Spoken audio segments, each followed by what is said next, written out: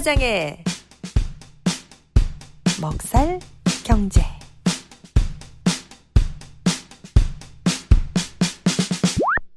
김 사장의 먹살 경제.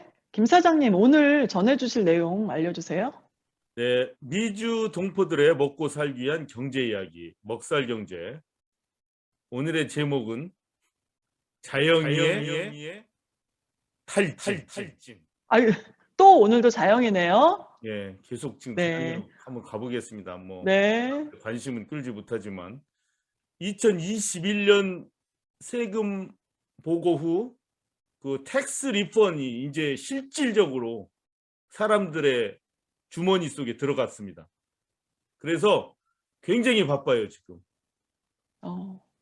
지역에 따라, 업종에 따라 뭐 조금 차이는 있겠지만 대부분의 우리 자영업 하시는 분들, 막 얘기하면 자영인의 가게는 지금 굉장히 바쁩니다. 그래서 뭐 저 같은 경우 뭐 지금 20년 넘게 2월 달에 항상 일했고, 작년에는 이제 2월에 특히 바쁘다기보다는 긴급 경제 지원금들이 많아서 조금 그 패턴이 좀 달라졌는데, 뭐 항상 2월 달에 이렇게 바빠요. 그래서 올해 바쁜 것도 결국 예년에 비해서 보면 지극히 정상적이에요. 뭐 그렇게 IRS에서 뭐 너무 뭔가 늦었다든가 뭐 사람들이 늦게 받는다든가 하는 게 아니라 지금 보면은 그냥 예년처럼 받을 시기가 돼서 사람들이 받는구나, 뭐 이렇게 지금 보여집니다. 제가 현장에서 이렇게 느끼는 게. 그래서 세금 환급철, 텍스 리턴 시즌은 아주 1년 전체 매상에서 아주 중요한 시기이기 때문에 지금 많은 분들 고생하시고 계실 겁니다. 그래서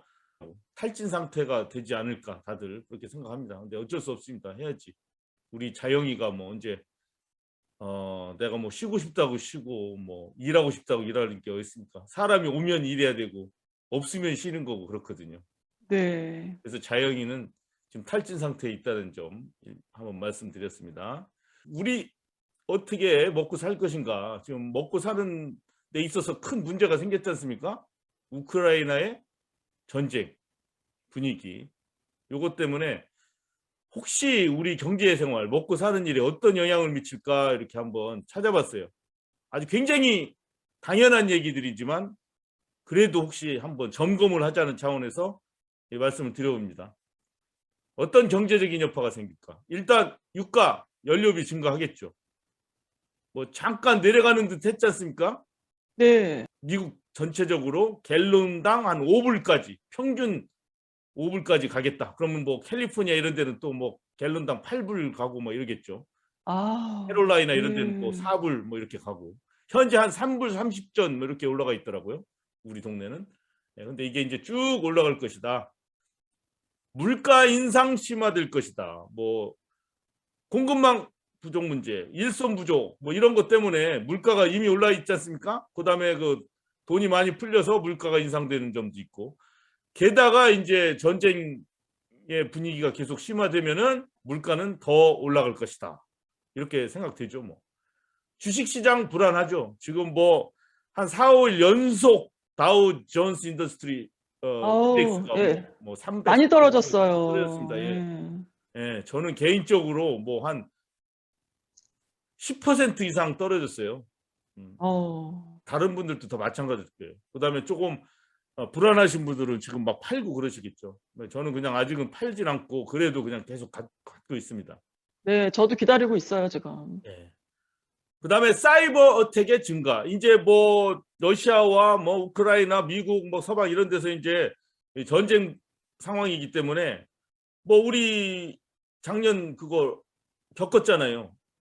그 연료 공급하는 네네. 회사에 랜섬웨어 맞아요. 공격이 있어가지고 뭐 일주일, 2주일 동안 송유가 중단돼가지고 막 가스비 엄청나게 오르고 그랬었잖아요. 근데 이런 일들이 더 많이 생길 것이다라고 이렇게 예측이 됩니다. 자, 식품비 증가하겠죠, 당연히. 뭐 다른 거 올라가니까. 러시아에 대한 경제 제재 나오고 뭐 러시아와의 교역 같은 거 줄어들고 뭐 식량 운송 같은 거 잘 안 되고 뭐 이렇게 되면은 식품비 증가할 것이고, 뭐 어느 부분 어느 나라는 또 식량이 부족해서 또 고생들 하고 하겠죠. 이런 게 예측이 됩니다. 그다음에 이제 아무래도 전쟁 분위기가 나니까 뭐 포탄이 왔다 갔다 하고 뭐 미사일이 숑숑 날아가고 하니 위험한 지역이 점점 많아지고 하니 이제 항공 여행 같은 것도 제한되겠죠. 그래서 뭐 어디서 어디로 가는 항공편 잠정 중단 뭐 이런 것들이 많이 날 테니까 교통의 불편 이런 게 있을 것이다. 하여튼 이런 거 예측하고 있어야 되겠습니다. 지금 우리 방송 들으시는 분들. 자, 그다음에 연준에서도 그렇고 또 다른 나라 중앙은행들도 이제 이자율을 올리잖아요. 인플레이션이 너무 심하니까. 지금 그런 추세거든요. 이자율. 그러니 이제 모기지 금리가 이제 올라갑니다. 4%까지도 올라갔대요. 이제. 왜? 작년 재작년에 대출 금리가 2% 막 1% 막 이랬었어요. 그래서 사람들이 그 낮은 싼 이자의 대출을 받아가지고 막 집을 살려고 하고 막 그랬지 않습니까? 그런데 뭐 지금 조사 자료에 의하면 그 대출 신청 숫자가 급감했어요. 지금. 오. 왜? 비싼데 이자율이 비싼데 당연히 신청 안 하지 이제는. 그래서 집값도 이제 좀 떨어질 우려도 있고 뭐 이런 상태입니다. 이런 상황에서 집 다음에 또 차 문제 있지 않습니까? 우리 차. 대충 제가 볼 때 차와 나의 인생 이거 생각하면 이런 식으로 가는 것 같아요.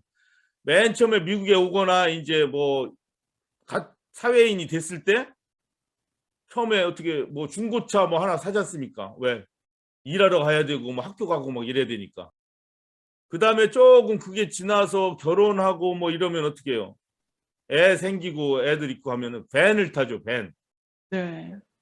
그 다음에 이제 애들이 다 크고 떠나고 하면은 이제 그때야 비로소 어느 정도 퇴직 준비도 되고 하면은 내가 뭐 이렇게 아둥바둥 먹을 거 안 입고 입을 거 안 먹으면서 이렇게 살아야 되나 하면서 그 남은 돈을 다 풀어서 얼마 남지 않은 인생 쓰고 죽자 하면서 이제 좋은 차를 그때 사요. 이제 스포츠카 뭐 이런 거 비싼 거 한 60대 돼서 뭐 이게 이제 자동차를 사는 우리 미국인들의 이제 하나의 패턴이죠. 예, 맞아요. 그렇게 되는데 그래서 뭐 살면서 대부분 자동차를 뭐 중고차로만 계속 살 수밖에 없는 형편도 있겠지만 또 가끔 이제 어느 정도 중고차 사다 보면 이제 새 차도 사고 막 이러지 않습니까?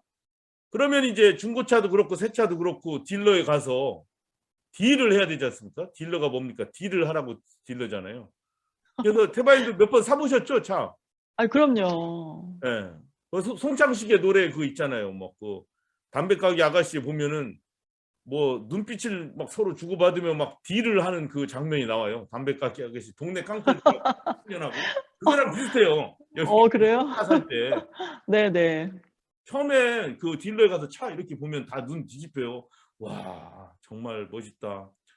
이 차를 내가 탁 몰고서 쫙 돌아다니는 모습을 상상하면 사람들이 나보고 너 아메리칸 드림을 정말 이뤘구나 뭐 이렇게 하겠지? 막 이런 거 상상하면서 막 보면은 그리고 또 뭐 중고차 조금 오래된 차 타다가 새 차 보면은 당연히 멋있죠. 삐까뻔쩍 막 그럼요.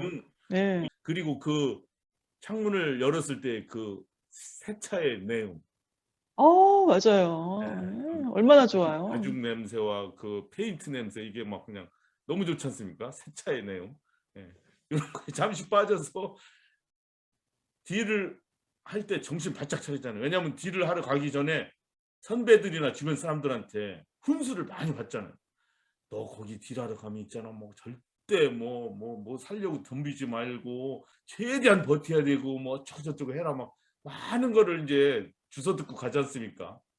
네, 그래서 맞아요. 막상 이제 그 영업 직원하고 딱 앉아서 얘기하다 보면은 그 들었던 얘기하고 전혀 다른 방향으로 나가요, 항상. 왜? 그쵸. 거의 말려 들어가는 것 같은데요. 세일즈맨이라고 뭐 옛날 쓰던 방식 그대로 쓰겠어요? 전혀 맞아요. 아니에요. 계속 거기도 업그레이드 돼요. 말하는 방식이나 가격 얘기하는 거나 뭐 이런 거. 그런데 말입니다. 차를 사러 가가지고 차에 붙어 있는 가격이 뭐 5만 불이면 어떻게 해요? 좀 깎아야죠. 아, 좀 깎자. 나 4만 불밖에 없어. 뭐 이러지 않습니까? 그러면 뭐 영업 직원이 이 미친놈 너 무슨 막 화 팍 내고 막 물론 화내서 뭐 돌아가진 않아요. 막 화 내고서 몇 걸음 이제 그 빌딩 안으로 그냥 돌아가는 듯한 표정 그 모습을 취하지만 사실 가진 않죠. 그러면서 욕은 다 해요. 막 말도 안 되는 소리를 하지 마. 빨리 나 시간 없어. 빨리 가. 막 이렇게 하죠. 근데 아이 42,000불은 어때? 뭐 이러면서 가지 않습니까? 네. 그런데 그 팬데믹 이전의 얘기예요. 지금 제가 하는 거는. 지금 요 CNN 비즈니스 뉴스 보세요. 80%의 차량 구매자가 지금은 스티커 가격보다도 높이 주고 산다지 않습니까? 아우, 이게 무슨 일이야, 이게. 예전에는 이런 게 없었어요. 5만 불이면 정말 아우, 아무리 못해도 45,000불. 아유, 그랬죠. 당연하게 그렇죠. 생각하고 딜러에서도 그거 이상 붙이고 그냥 다 붙이고 그렇게 하고서 45,000 깎아 줄게 하고 나서 무슨 피 무슨 다큐먼트 피 막 그다음에 무슨 차지 뭐 이렇게 해가지고 야금야금 또 올립니다. 거기서 그러면서 이제 딜이 형성이 되는 거거든요. 네. 그렇지만 스티커 가격보다는 다 싸게 샀죠 다들. 근데 지금 현실은 이렇게 바뀌어졌다는 걸 말씀드리려고 하는 거예요. 80% 이상이 스티커 가격보다도 돈을 더 주고 산다는 이 현실. 어쩔 수 없어요. 지금 세상에. 중고차도 별로 없어요. 그렇대요. 네, 더 제가 아는 비싸대요. 중고차 딜러들이 있거든요. 제가 공직이기 네. 때문에 그분들이 저기 막 그 타이틀 공증받으러 계속 와요. 근데 차 자체가 없어. 왜? 차를 지금 사기가 힘들기 때문에 중고차 갖고 있는 사람이 안 팔아요. 그냥 계속 갖고 있는 거야. 지금 중고차 팔았다가 새 차 사기가 힘드니까. 그러니까 차는 점점 없는 거예요. 거래할 수 있는 차가. 이게 악순환되는 거죠. 악순환. 그러니 새 차가 몇 대만 있으면은 뭐 빨리빨리 사야 되는 거죠. 뭐 옛날처럼 뭐 눈빛 경쟁을 할 겨를이 없어요. 지금. 아유, 그냥 그러네요. 네, 더 주고라도 빨리빨리 사야 되는 거죠. 지금 현실이 이렇다는 거 말씀드렸어요. 또 하나 어떤 문제가 있냐면 이것도 한번 알아두셔야 됩니다. 자, 요즘 혹시 차를 살 지금 때가 됐다면 이분도 불행한 분들입니다. 지금 차를 꼭 사야 되는 분들이 있으면 제일 안 좋은 시기에 사는 주기에 빠져버린 거예요. 왜냐하면 사람마다 예를 들어 제가 한 2018년에 새 차 샀다 그러면 저는 향후 한 7, 8년은 문제 없잖아요. 그럼 저는 그렇죠. 이 어려운 시기에 차를 안 사도 되는 거죠. 그런데 뭐 한 2010년에 사가지고 이제 십몇 년 뛰었더니 이제 차가 거의 다 폐차될 지경에 이르러서 어쩔 수 없이 지금 새로 사야 된다는 분이 지금 있다면 불행한 분들이에요. 현재. 물론 뭐 돈이 많으면 문제가 없지만 별로 좋은 딜을 못 얻을 뿐만 아니라 이런 일까지 있습니다. 요 사진에 보면은 지금 어떤 일이 있냐면 이게 뭐예요? 자동차에 이제 그 와이어리스 펑션 같은 것들이 많이 있잖아요. 네. 뭐 탁 펴가지고 언락을 탁 시키고 막 이런 것도 있잖아요. 자동차 또 차체 내 또 전자 부품하고 자기 폰하고 막 연결시켜서 막 하는 기능들도 많고 막 그러지 않습니까? 네네. 그런데 지금 무슨 문제가 있냐면 반도체 생산 및 공급 문제 때문에 자동차용 부품 장비 생산에도 문제가 많을 뿐만 아니라 right of repair라는 게 있어요. 수리할 수 있는 권리. 왜냐하면 자동차들이 자꾸 그런 전자 기능, 전파 기능 같은 것들이 많으니까. 그런데 이 차들을 소프트웨어 이런 것들을 많이 쓰는 거 아니에요, 지금. 그러니까 어떤 사람은 그래요.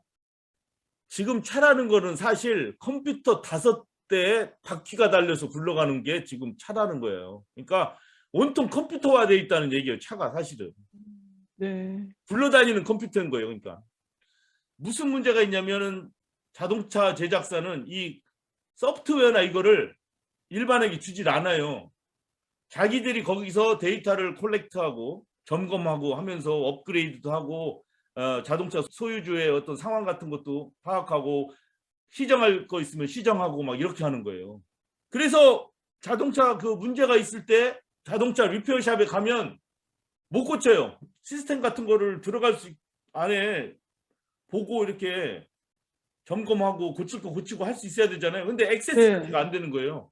어머. 네, 그럼 어떻게 해요, 그러면? 그 소프트웨어나 이런 거를 안 주는 거예요. 예를 들어 뭐 수바루나 아까 수바루 나왔지 않습니까? 네네. 기아나 뭐 모든 자동차 회사들이.